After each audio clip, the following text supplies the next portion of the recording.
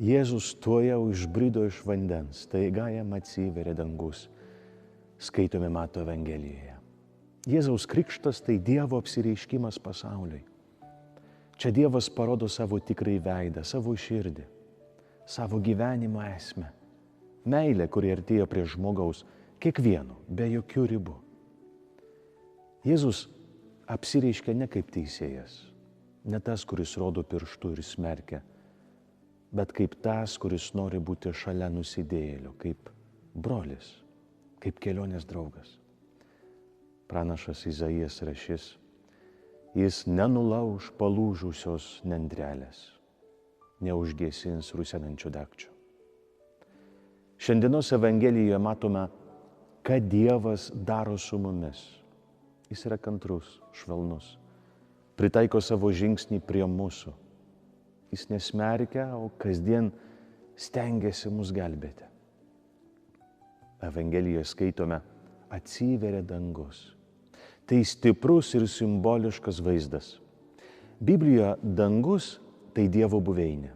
Pagal žydų tradiciją yra 7 dangus, o Dievas gyvena aukščiausiame, nepasiekiamame. Žmogus, būdamas nusidėjęs, negali pats pasiekti Dievo. Jis gali klausytis, turi klausytis jo, paklūsti jam, melstis, bet artimo santykio jam nelemta turėti, jis tik kūrinys.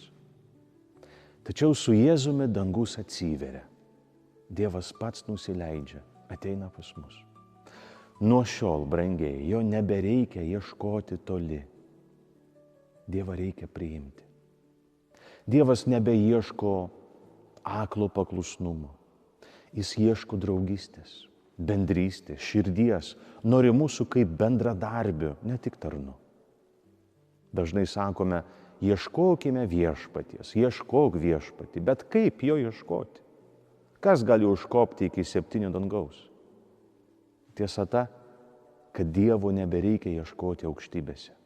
Jį reikia priimti. Ir tu gali tai padaryti šiandien. Net jei jauti, kad nesi vertas, net jei dar kovoji su nuodėmėmis, nesakyk, kai pasikeisiu, tada ieškosiu Dievo. Ne, priimk jį dabar. Pradėk gyventi su juo šiandien, artėk prie sakramento, šaukis jo vardu, pradėk melstis. Ir tik tada pamatysi, kad iš tikrųjų pradedi keistis. Dangus atsiveria. Dievas čia, pilnas meilės ir gailestingumo. Dabar klausimas skirtas man. Ar aš atidarysiu savo širdies duris Dievui? Palaimintos dienos.